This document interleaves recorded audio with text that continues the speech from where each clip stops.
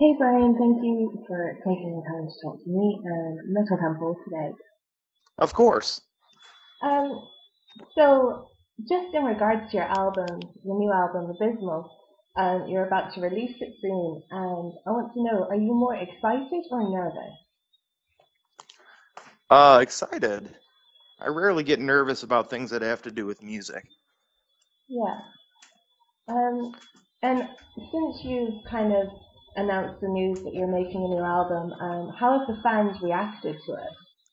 Well, we've always had a very, for a long time, we've had a very supportive and appreciative fan base. So they always greet the news that we're working on a new album with some amount of excitement. So we can't wait for them to hear what we've done. Cool. And so how long did the album take to record from start to finish? Well, I believe we started at the beginning of March, and then we were wrapping up with the recording aspect of it probably mid-April. And yeah, we were probably mixing it for about another 2.5 weeks after that. Oh. So all together, I mean, for us, it's usually like almost a 3-month process. And you released your live album, Fool 'Em All, not all that long ago. What made you release another album so soon? Oh well, we didn't really think of that as an album necessarily, just because it was, just some live tracks to go along with the DVD that we were putting out. So, I mean, we're glad that people that appreciate those tracks have them. But yeah, we didn't really view it as like an album release. We're always itching to write new stuff. Definitely. So you've released a lot of albums and you've released them at a pretty steady progression, usually like one album every 2 years. What's your secret to being so consistent? Um, I don't know if there's any sort of secret to it. It's just kind of I guess a natural progression that we've kind of adapted to over the past, um, 14 years. Um, it's just we love going out and playing music at the same time. We love having new stuff to play.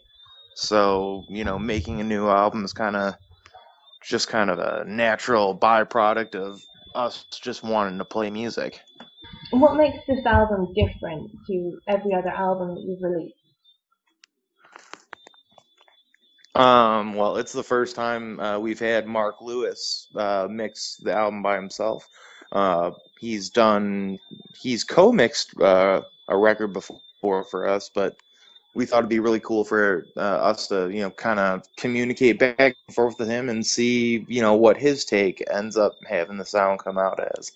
But other than that, I mean, a whole slew of or 10 original new songs that are, just kind of new tales of the macabre. So, I mean, the way it stands out from the other albums is it is itself. Mhm. So, I'm a guitarist myself. I love to know, get inside the other minds of other guitarists. So, what goes into writing the guitar tracks of albums you release? Oh man, I mean, I don't know what it's like for Ryan, but I can't imagine it's too much different. But for me, I'll sit down at home with a guitar and just start playing around. For me, they'll be like, "Oh wait, what was that? That's fun. That could be something interesting to, really develop and expound upon." And that's kind of how I write. And so you have a quite a big tour coming up with Goat Whore and Iron Regan and others.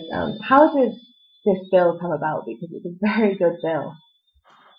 I mean, any bill comes, any, not just a good bill, but like any package of bands that you see, coming around, it all is kind of like, weird fate and just kind of crisscrossing of people's schedules, because sometimes there's so many bands out there, and like everyone's got their different thing going on, and it's like, all right, you choose. Well, I want to tour at this time. Who else wants to tour at that time? And we just sometimes you get lucky, and this time was awesome. You know, to have Iron Reagan and Harm's Way and Maruda on one tour is just an awesome uh, kind of visitation, all of these different sounds. So really stoked on that. And then the second leg of the tour with Goatwhore being involved with Iron Reagan, and then also Entheos, which features a bunch of musicians from um, Animosity from San Francisco. Awesome band. Um, and Artificial Brain, it's just a stacked bill.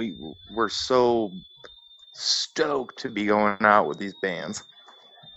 So obviously this tour is going to promote your new album. So do you have anything special planned for this tour? Um, Not especially. Well, I guess something a little different for this tour. We're going to try to play a good, not a huge, overwhelming chunk, but a good chunk of some songs from Miasma, as it is its 10th anniversary this year. So we're looking forward to that.